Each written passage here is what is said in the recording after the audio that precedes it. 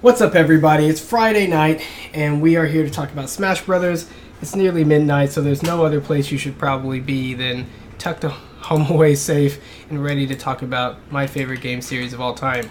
My name is Richard Terrell. I go by Kirby Kid, and you are watching DO Live. It's a daily design show in which we talk about design. We have a Discord. All the conversations start there, and then we kind of move over to some of these more interactive, focused discussions. But for the last 2 weeks and for 2 more days, we are covering Super Smash Brothers, and basically the series is the last 20 years of Smash Brothers. There's 20 streams that I'm doing, covering just about every single topic I can think of. Yesterday we did single player content in Smash. Here's my Smash resume. I'm going to scroll by it really fast to force you to pause on YouTube, and otherwise we're going to go straight to the topics.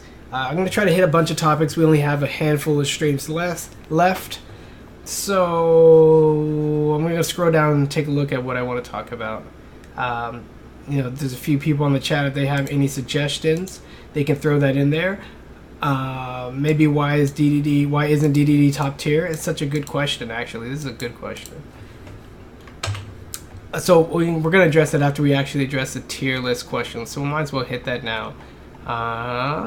So this is kind of like involved with the metagame. And I guess I got to explain this before I explain the effectiveness of tier lists.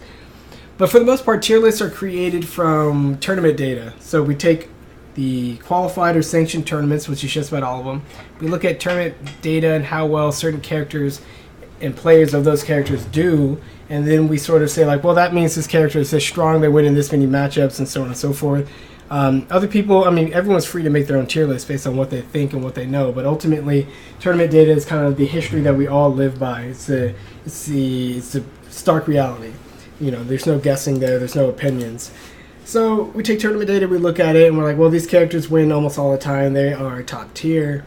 It doesn't mean that the other characters can't win. It doesn't mean that other characters have losing matchups against that top tier character. It's just saying that currently, with the trends of strategy and the trends of what characters are being played and so forth, that these characters win most of the time, given all those complicated factors.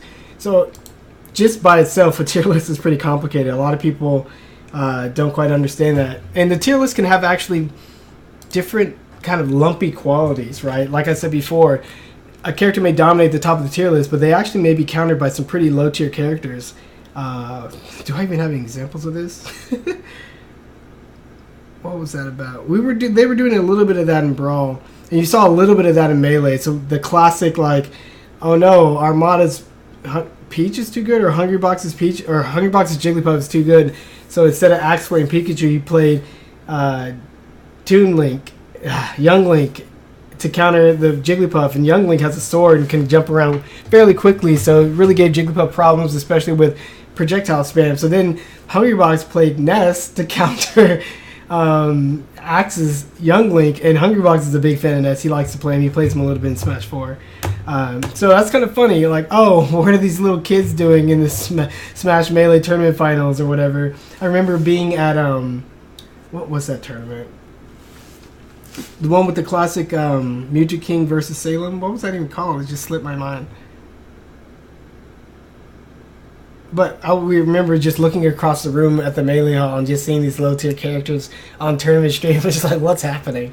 So that's just like a funny case of how, like, certain characters can pop up and be extremely useful in certain situations on certain stages even. I think in Brawl, what did we have? I think Sonic and Donkey Kong have this little invincibility glitch that they could do on Yoshi's whatever Yoshi's Island stage in Brawl. And I think there was another stage that people sort of switched to a character combination and tried to get some quote-unquote easy wins. For the early part of Smash 4, Rosalina, in the short ceiling of Halberd, when we still played on Halberd, got some easy kills with grab, up throw, up air, and you're just dead for no reason. You're like, whatever.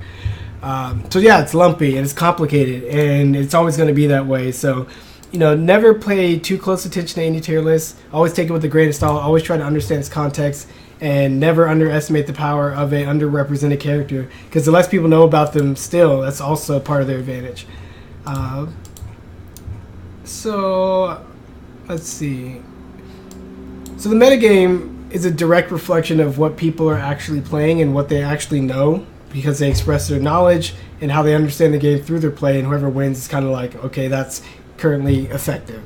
But overall, I used to think that players in the metagame were all pioneering their own like style, right? And they were all digging to the character in different ways.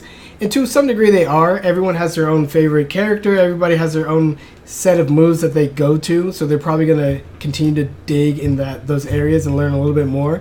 But for the most part, I concluded that there are a few pioneers actually like labbing their character and pushing the boundaries of how that character is played and how they're effective. And there's really many remixers. Too many Rolling Stones. I don't even know what that means. So like people will see things on the internet and they'll copy it, but poorly. But then they'll put their own spin on it, and then all of a sudden they got their own remix version, and maybe they'll work on that. And maybe it's good for some things, maybe it's not so good for most of the things. Who knows? But for the most part, there's few people actually pushing the limits on how these characters work, and other people follow suit. So you can kind of track the metagame in a very different way in that sense. You can see, like Void Sheik and Mr. R Sheik and Zero Sheik were kind of leading the pack. And Mr. R and Void still are. Void in particular. You can see that, for Duck Hunt players, we had I Am Hip in the US, and there's other Duck Hunt players for local regions. But when Brood and Raito from Japan came over, they really just showed us like, what an interesting different style of Duck Hunt. And because nobody practiced matchup and nobody still doesn't really know the Duck Hunt matchup for whatever reason, they're getting some surprising upsets, and they're good players regardless. But come on, it's Duck Hunt. Like, if you actually try to play Duck Hunt seriously, you can understand his holes so much better instead of running up and shielding all his projectiles. When you don't need to shield, it's just like basic Duck Hunt matchup. So with a game as complicated as Smash 4, there's going to be a lot of holes, a lot of people both focusing on the strengths of the characters and their playstyles, and also neglecting entire ways of thinking about the game, entire characters, entire stage combinations, and that's just how it's going to be. So learning is hard.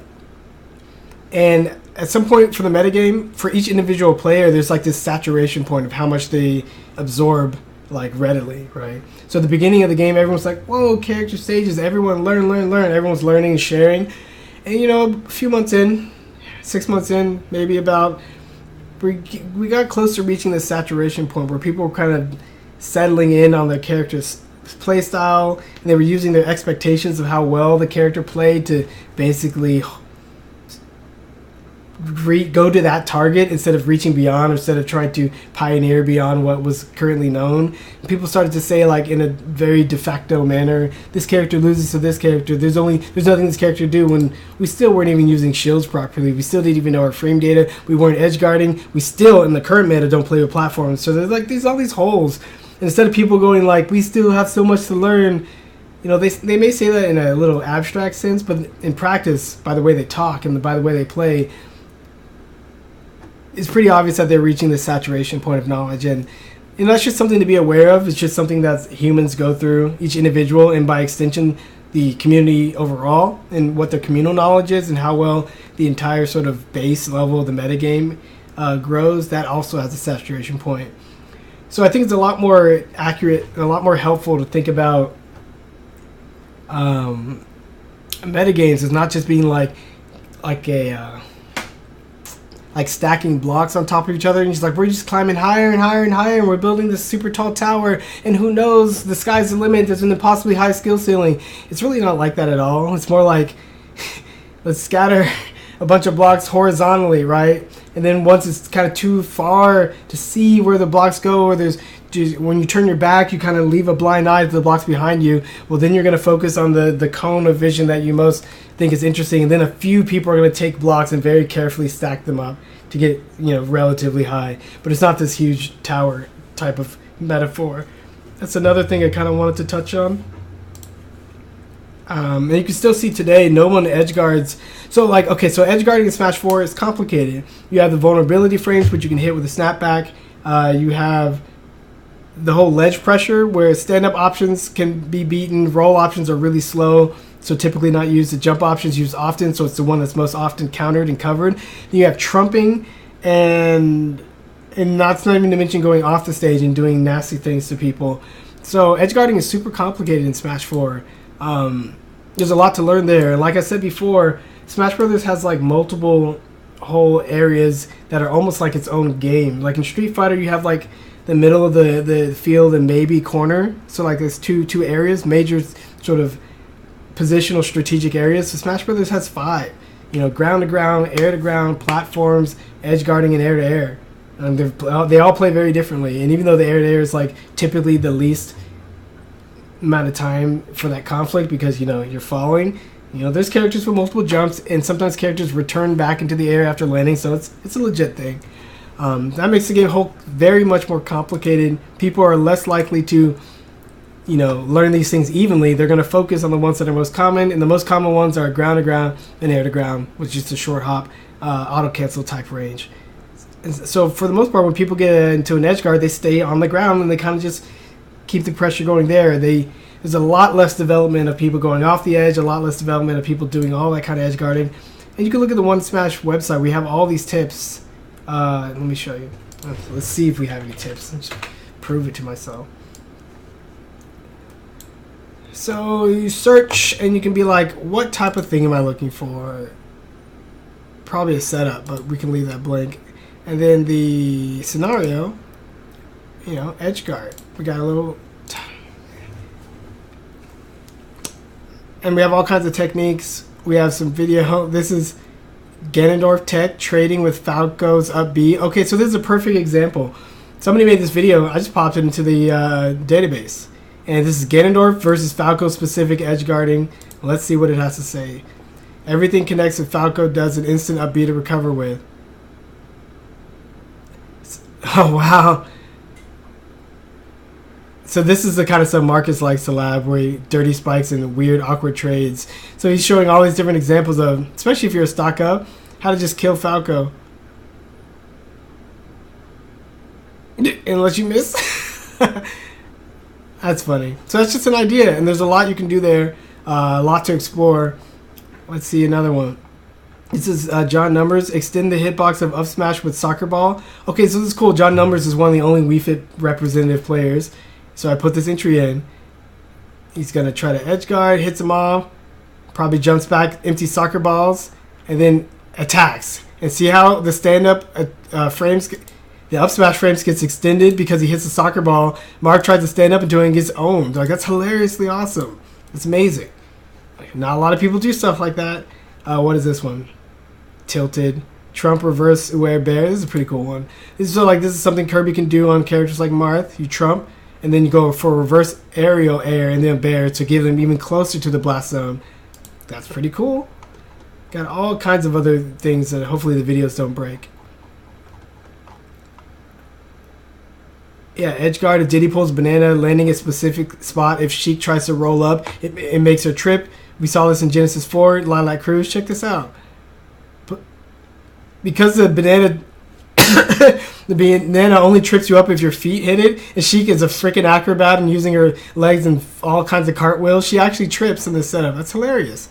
That means if you have a banana there, you can easily react to cover roll up, and all you need to do is focus on jump up and neutral get up, and Diddy can lock out Sheik a little bit better with this tech. So on and so forth, right? There's tons of tech. I wish so many more people contributed to this thing, but it was super fun to try to even get it to this point. So I'm going to return back to the topics. So people typically don't do a lot of cool edge guarding, but you saw a lot of that tech was even like staying on the stage. There's so much you can do going off the stage. There's so much you can do against characters like Villager, Duck Hunt, Rosalina that have, and to an extent Lucario, like that have no hitboxes when they're recovering. You should be able to like lock these guys out or put some immense pressure on them, and people just stay on the stage because that's where they're comfortable. So there's a lot to be said about what the game can let you do and what people will actually do. And I think when one person pioneers in one area, and because people are sort of remixing and copying it, it sort of cements it, right? Like people aren't even aware that they're falling down a narrow possibility cone instead of like fanning out, right?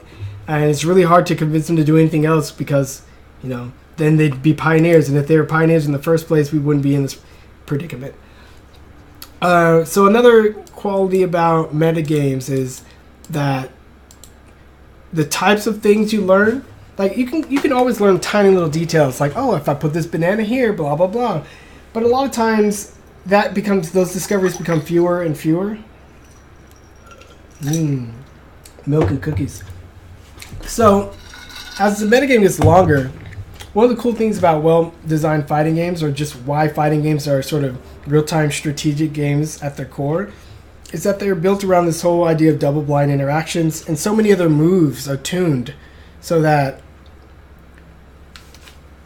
strategy comes from, or they're tuned so that, your best strategies aren't a matter of just turtling, hanging back, and reacting to what your opponent does. And also the best strategies aren't just mashing buttons as quickly as possible and trying to overwhelm your opponent with attacks and offense. It's actually somewhere very precisely tuned in between, where it's a combination of both taking tiny little burst options and putting in tiny little reactive states, but also playing on like the very edge of those two sort of polar opposites and of your reactions and of your ranges. And it just plays out really nicely when things are balanced.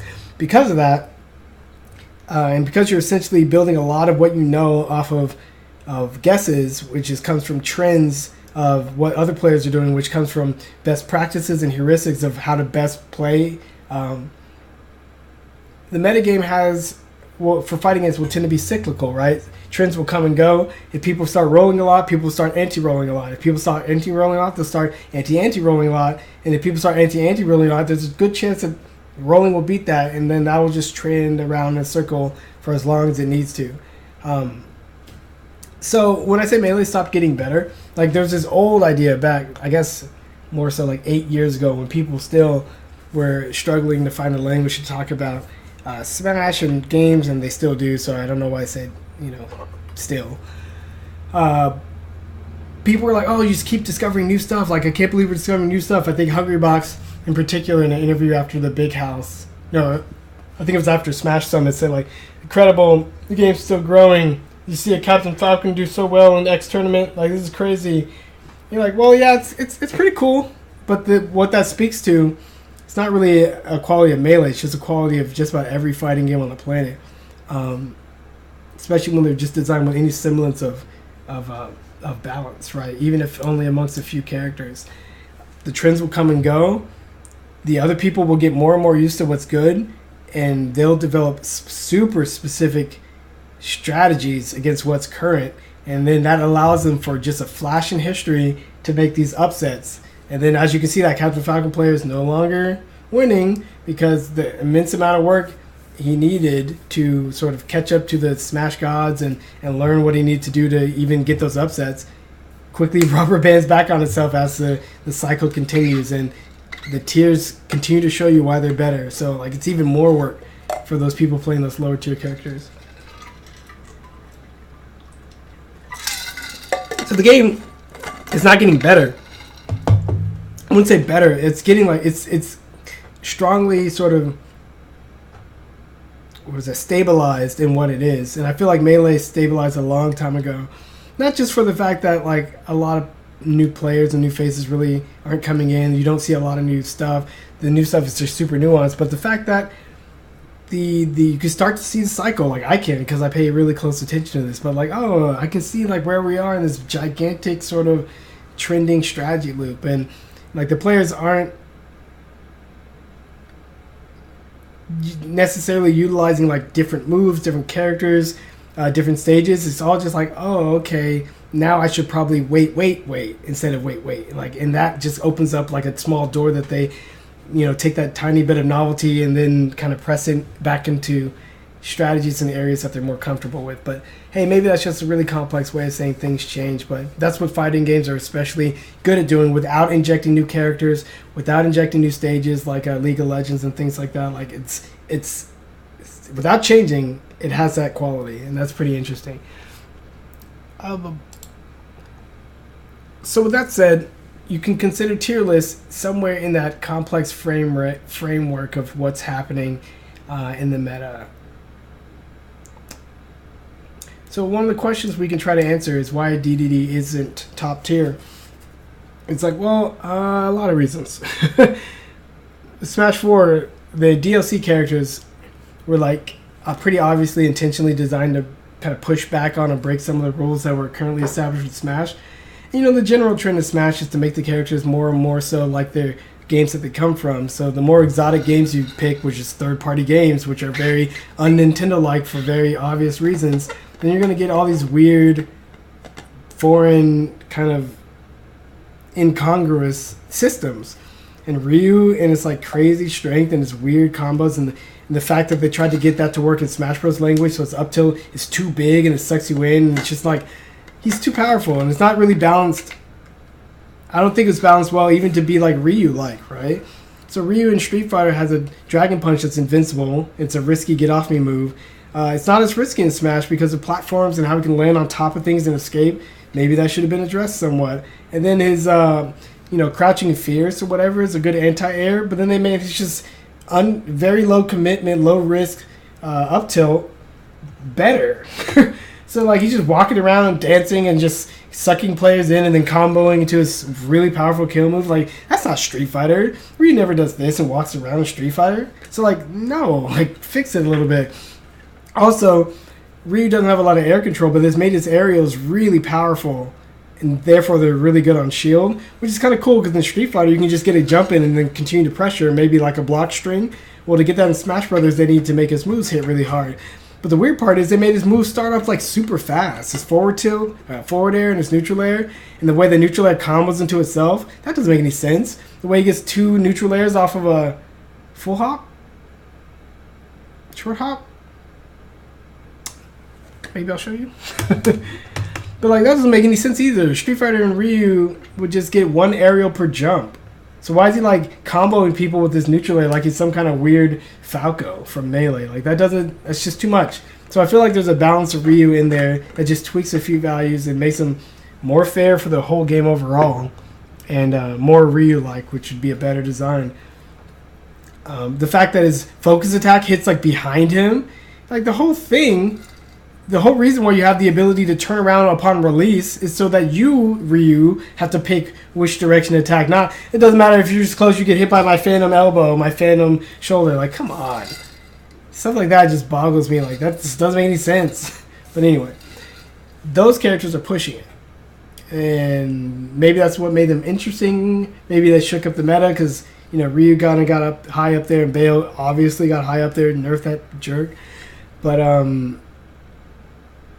they have stuff like that makes it to where just tapping the button is already so obviously powerful.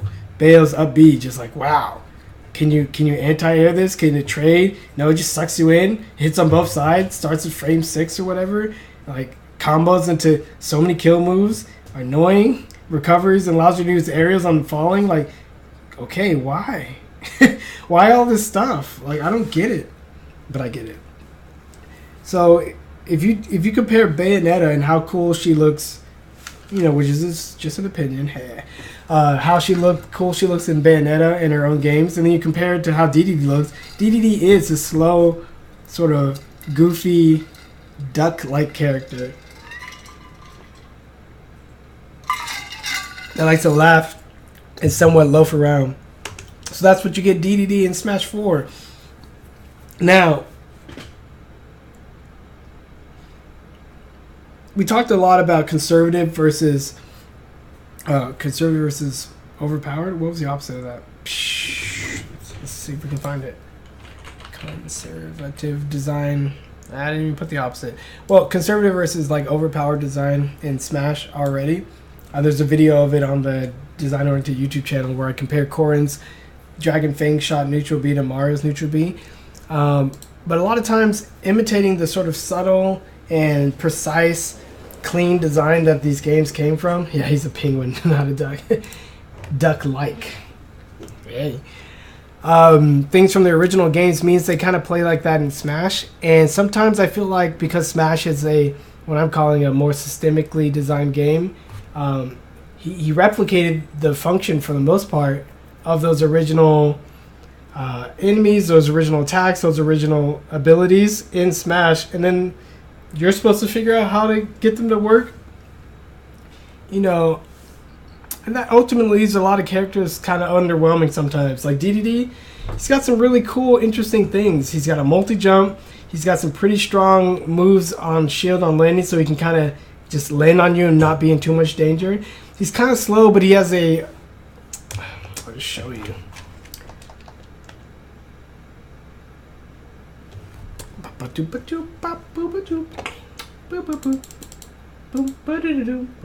Yeah, that's definitely Animal Crossing.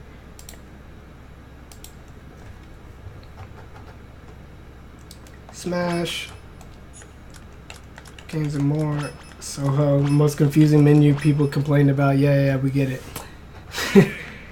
It's probably gonna change. And my favorite punching bag for Dedede. So I started labbing Dedede a while ago because for whatever reason I was slowly labbing a lot of characters in Smash, just to see, you know, how they played and to see if there was any untapped, really cool things that I could bring out or talk about or understand. What's a good Dedede level?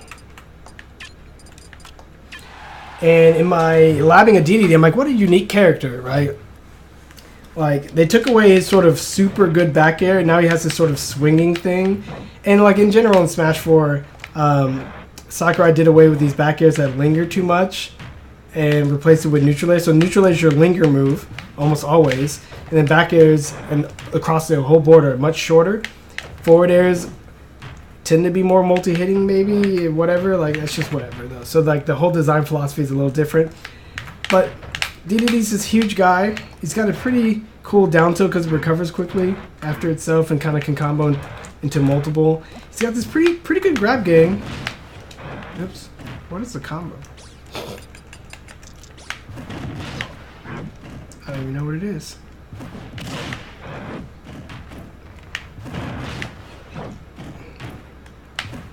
I don't know what it is. I forgot it.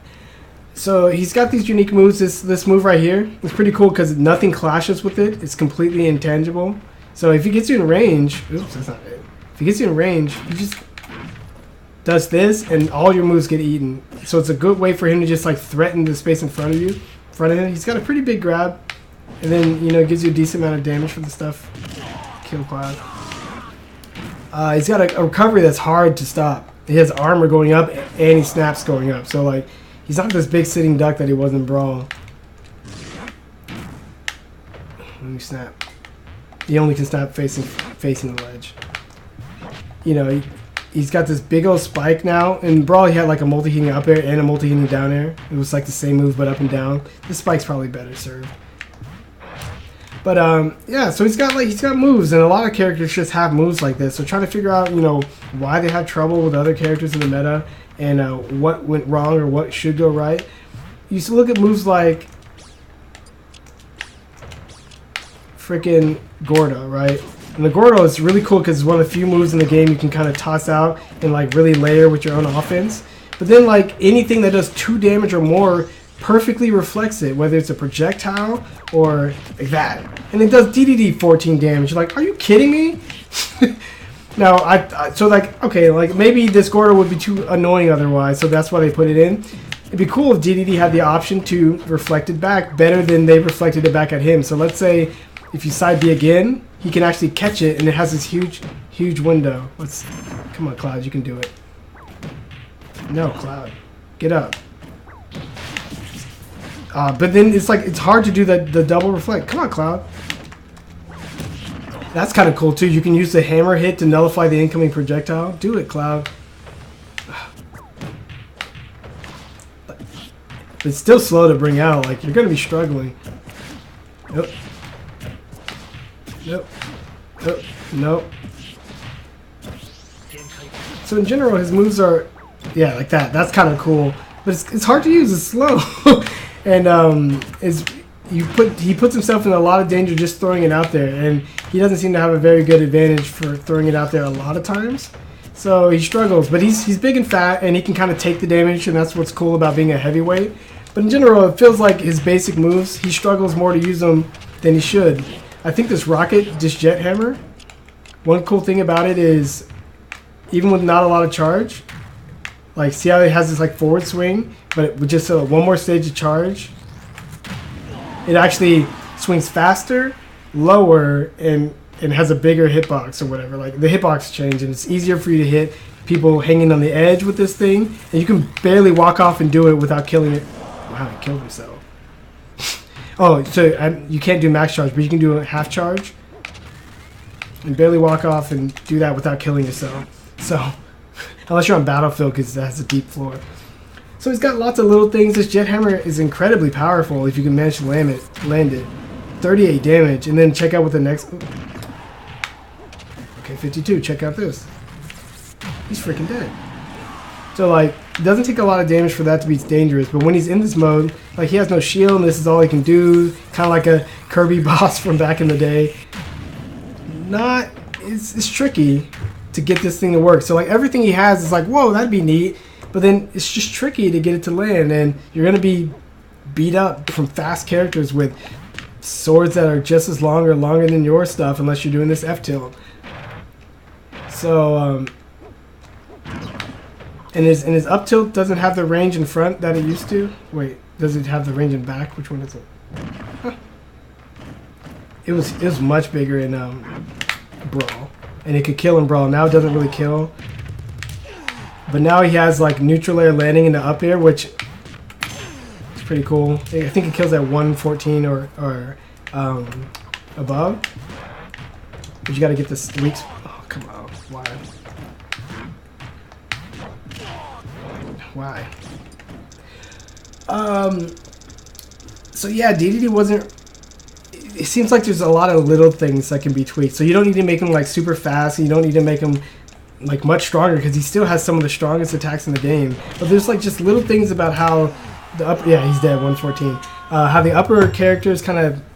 Their moves are just good out of the box, and how you have to struggle so hard with these characters that I think is one of the primary reasons why these characters are weak, or perceived to be weak.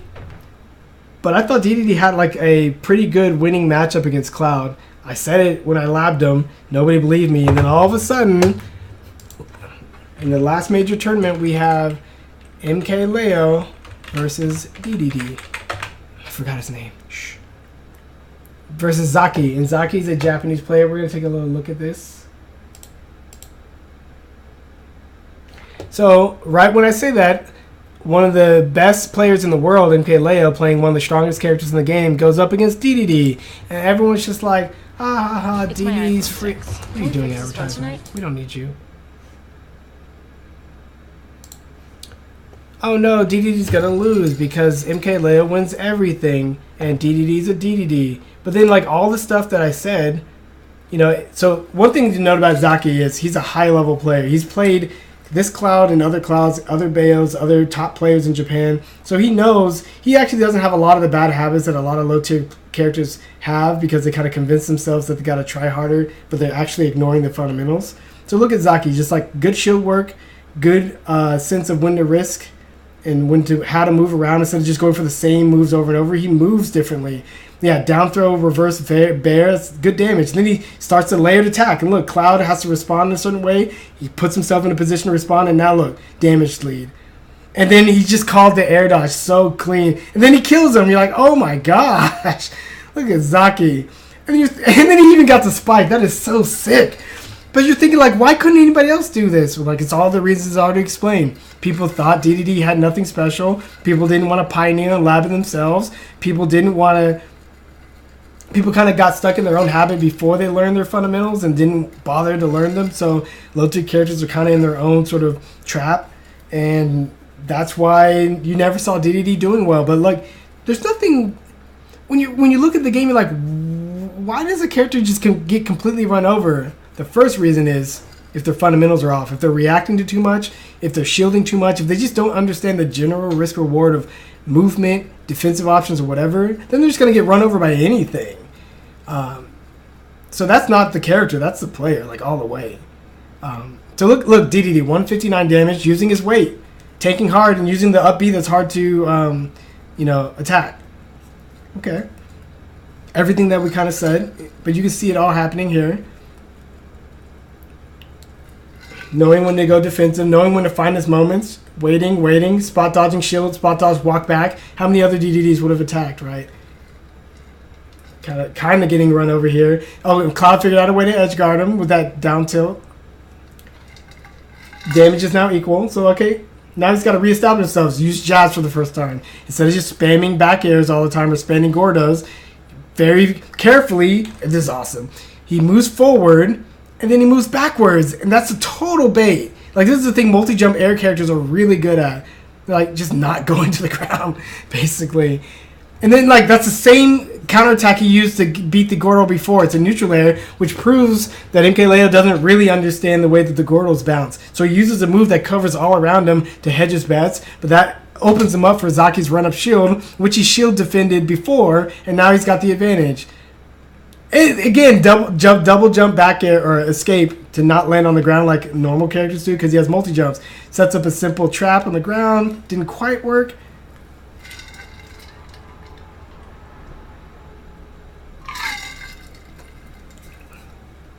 And for all the range that... he's dead, yep. You can't do that on the ground. So people are freaking out. But all the range that it looks like Dedede doesn't have when he's in the air...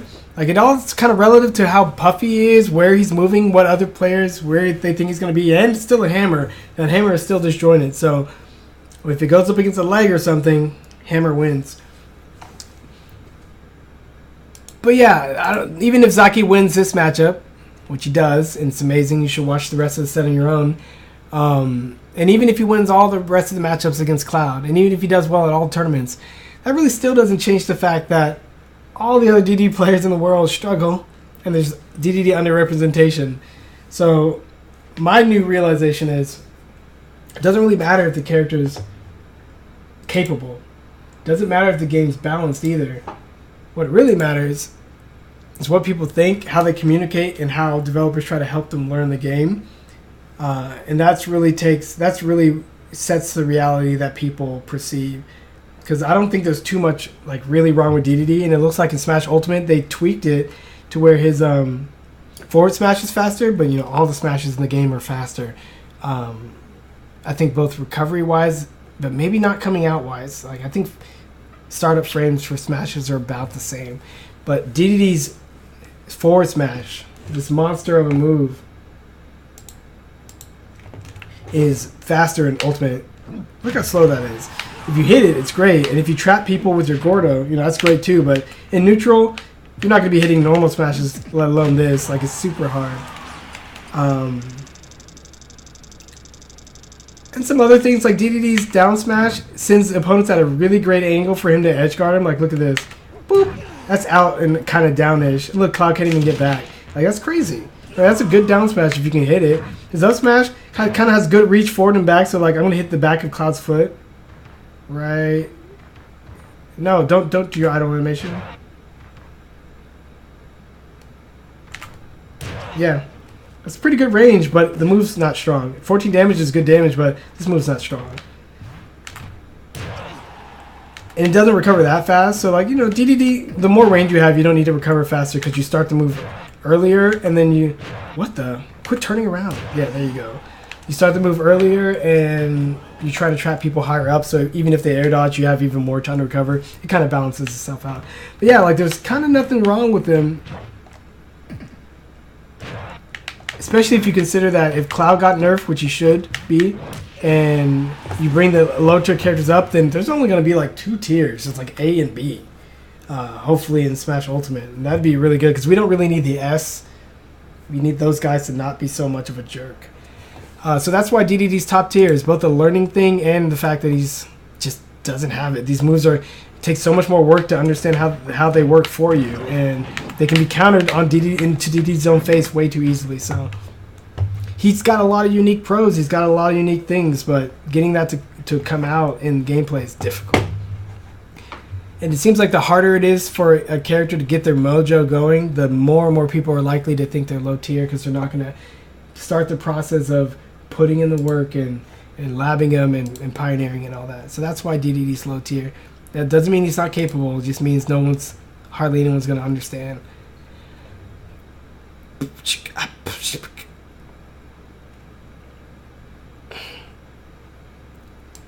And this is a question my brother threw out there. How clarity in systems and mechanics can lead to better understanding of what other systems can lead to better clarity. Understand what? How clarity in systems and mechanics can lead to better understanding. Period. And then what other systems can use more clarity that currently exists in Smash. Okay.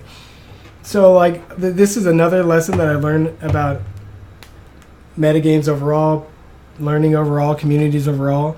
And as I just said, just because it's in the game, just because it's designed to work a specific way, just because you give it to the players and even tell them about it, doesn't mean they're going to use it. On a very basic level, the advantage has to be worth it. But beyond that, like you have to signal it and make it stand out in the player's mind as an option. So perfect shielding was actually improved. In Melee, it was kind of garbage for physical attacks, but as we talked about before, they fixed it in Brawl, and nobody used it. Brawl had its own trouble of trying to figure out how to play in a game where air dodging to the ground was actually an advantage for the most part. But beyond that, nobody used it. And it's like, okay, Smash 4, before the last patch, it was 4-frame window to get a perfect shield, which I loved, and now it's 3 frames. Pisses me off. Give me my frame back. Put it in the game, has a crisp sound effect. Very, very few people use it. Very few people even understand it. And it essentially saves you 7+ frames to retaliate against your opponent. And not even talking about option selects, it's just a really cool thing to try to do if you can understand that it requires anticipation and retaliatory pre-thought, pre-planning. Nobody really uses it. And now all of a sudden Sakura's like, I made the move more risky than ever. People are like, oh man, perfect shielding in Smash Ultimate, it's going to be crazy. Is it going to be overpowered? Is it going to be like, you guys, like, disappoint me so much. It's riskier than ever. That means instead of using option selects and staying safe and having 2 really good options that are relatively safe, you're going to have to endanger yourself more than ever in Smash Ultimate to get the perfect shield. But the very fact that it pauses the game more and there's a more dramatic effect when you get it has cued everybody in on it. And regardless of how it was in the past, people now think this new thing is something that they're interested in. They're thinking about it and talking about it. And again, when you start talking about things as a community, that's what helps you learn it as a community. And if you don't have the language for something, most likely it's going to have all these troubles being discussed and growing. So again, hit pause. Just a little bit of hit pause is the difference from people ignoring a feature for 2 years and then just getting hyped about it. That's crazy, right? Because all other things being the same, frame-wise and advantage-wise, the move could be the same, but it's just a matter of messaging. So what other things in Smash could use some clearer messaging? That's a really good question.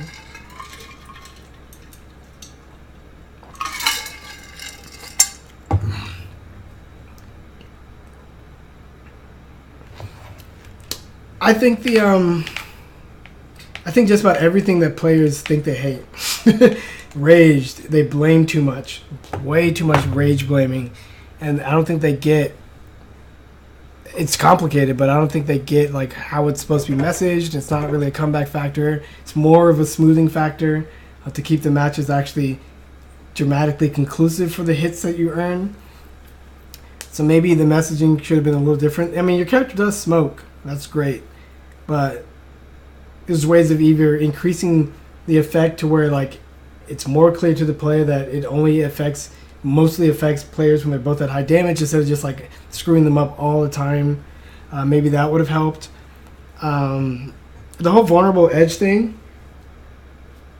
So in the current Smash Ultimate, when you grab a person, they're unable to be grabbed for like a whole second. That's how Smash 4 is. But I think Smash 4, the person who grabs that character cannot grab them anymore.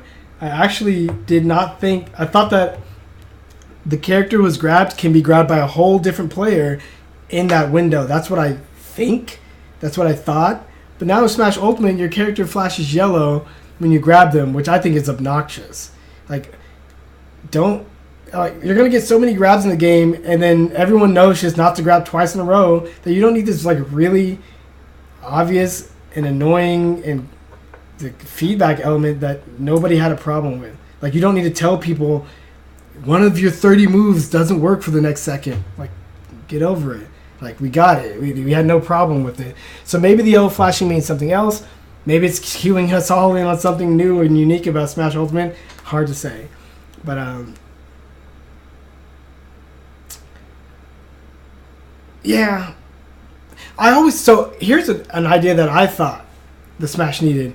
There are certain times when... I'll show you. your characters can somewhat overlap in this game. It's like sometimes it gets kind of awkward, and like, where's Dedede standing? Is he in front or back? Is he behind Cloud? Like, sometimes the models are like press into each other, and it can get pretty awkward, especially when the camera's zoomed out a little more. And another thing that's kind of hard to see is like right before you hit the ground, if I air dodge, I'm actually invincible for like a couple of frames. But if you attack and you're expecting to hit me because it looks like you're going to hit me, you could be like, whoa, what happened? No hit spark, no sound effect. And by the time you squint and lean into the TV screen, the moment's long gone. So I kind of thought, like, wouldn't it be cool if you attack someone inside of their vulnerability frames, both of you experience like a little like slow-mo effect, a little hit pause, a little whoosh, to let you know like, whoosh, he dodged it. That would, one, give the attacking player more time to react, which, you know, may or may be a good thing, may not be a good thing. Perhaps rolls are currently only effective because they're so fast that the moment's over instead of like being able to react even mentally any better than what you already can. But I thought it'd be cool because it's like every time you successfully dodge, it'd be like whoosh, whoosh, whoosh, whoosh. And even if the effect is really little, I thought that'd be a cooler way of doing it instead of just like, what? I don't hear a hit sound effect. I guess he dodged. And kind of having to assume that the dodge worked. Wouldn't it be cool if it was just super clear that dodge, it worked. That kind of a thing. So that was just one of my ideas. Could throw the whole balance and smash off. Could be really cool. I mean, people are freaking out about perfect shielding now, so maybe it wouldn't have been such a bad idea. In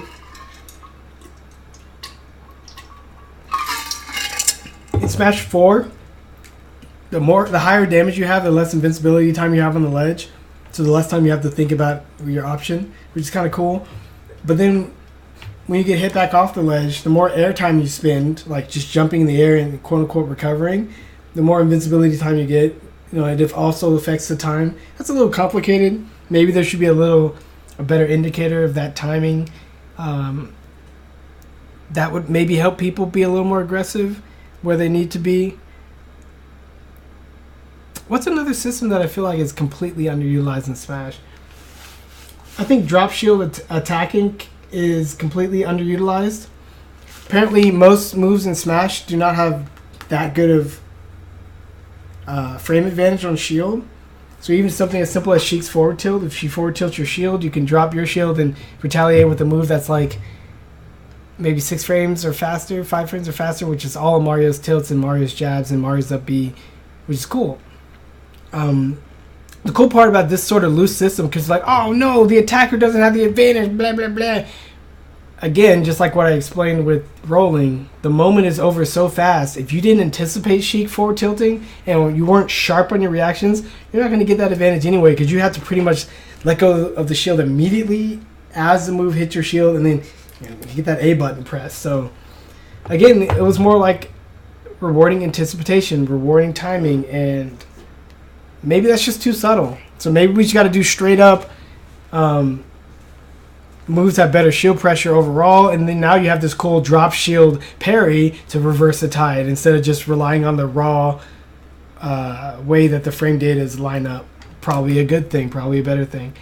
This is just a really good question, because One Smash and so many things that we've done for the Smash community has all been about helping people understand the game better and learn and talk about the differences and celebrate the pros and cry about the cons.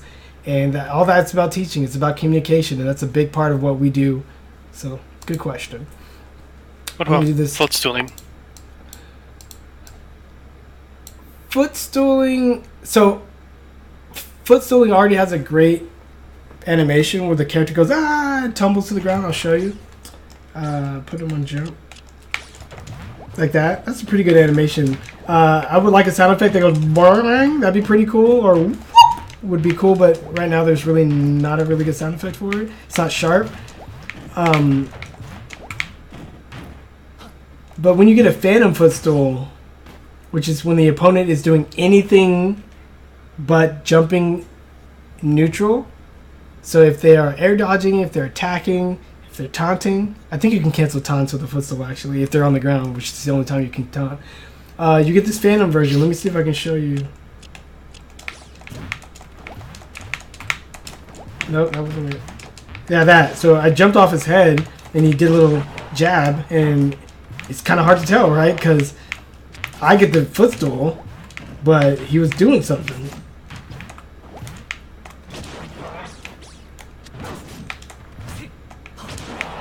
So that's one that could use a little more clarity. Yeah, I just footstooled him. Hard to tell. It happens all the time. People get annoyed by it. You know, how about you clean up your inputs, you lazy players? Quit complaining about things you have control over. We'll talk about that tomorrow. The mysterious art of edge guarding. Kind of touched on it already. The only thing I would add to that is with the trumping in Smash 4, they created this new flow for edge guarding where you can go out and try to get someone edge guard them, and then if they get past you, let me show you. Like, let's say you got a, oh no you don't, throw them out, and now, come on, there's a better way to do this.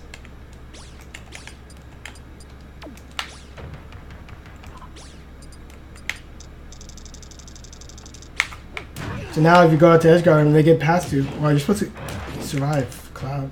You're set. He's supposed to air dodge. Now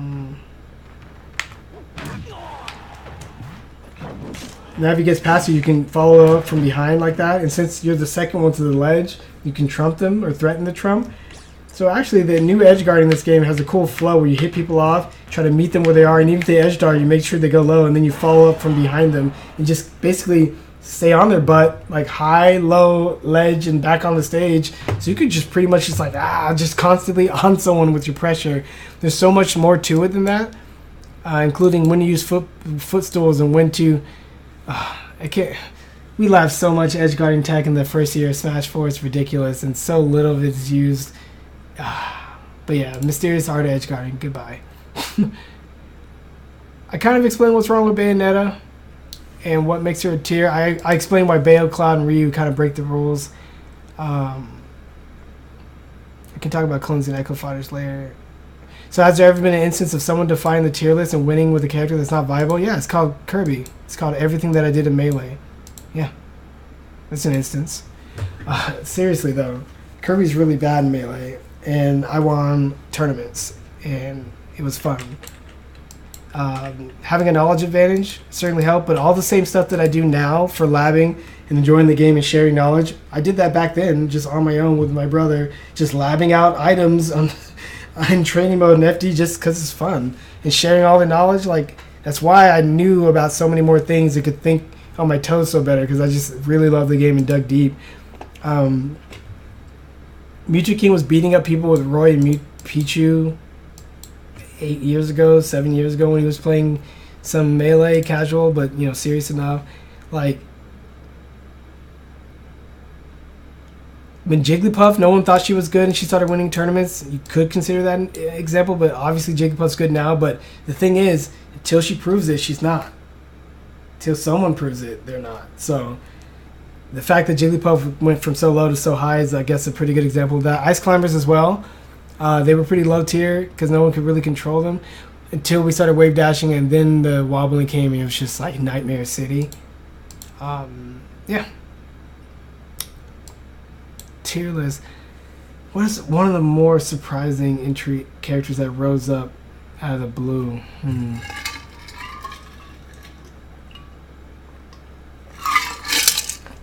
I don't think there's been any patch in Smash 4 where it's like, this character sucked. Oh, this character's amazing! They really did do a number on Samus, though. They really they upped Kirby's speed. I think they upped Samus's speed. Gave her strength on her neutral air. To something else. I don't know. But I don't think it jumped her up that much. So it's all relative.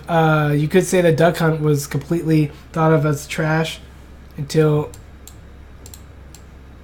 the new Duck Hunt players in the current meta. You could say the Pac-Man.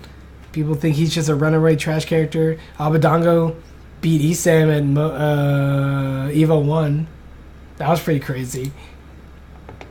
It happens.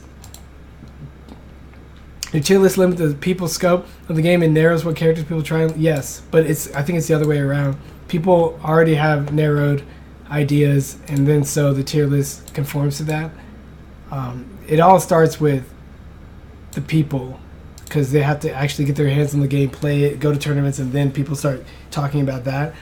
Tier lists don't come out first, but then they do have an effect on each other.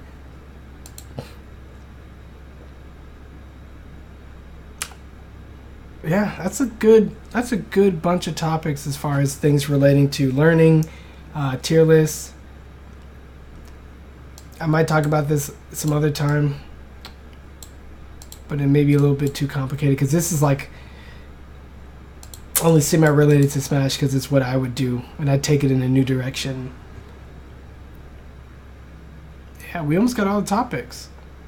This is great. Cool, so tomorrow we're going to pick it back up.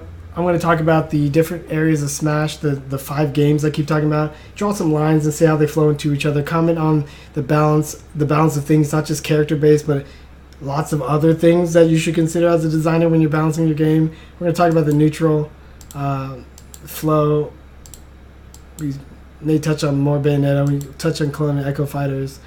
And then kind of get ready for our final extravaganza stream on Sunday. So, yeah. Thanks for joining me, guys. If you have any questions, let me know. But that has been today's stream, and I'll see you guys next time.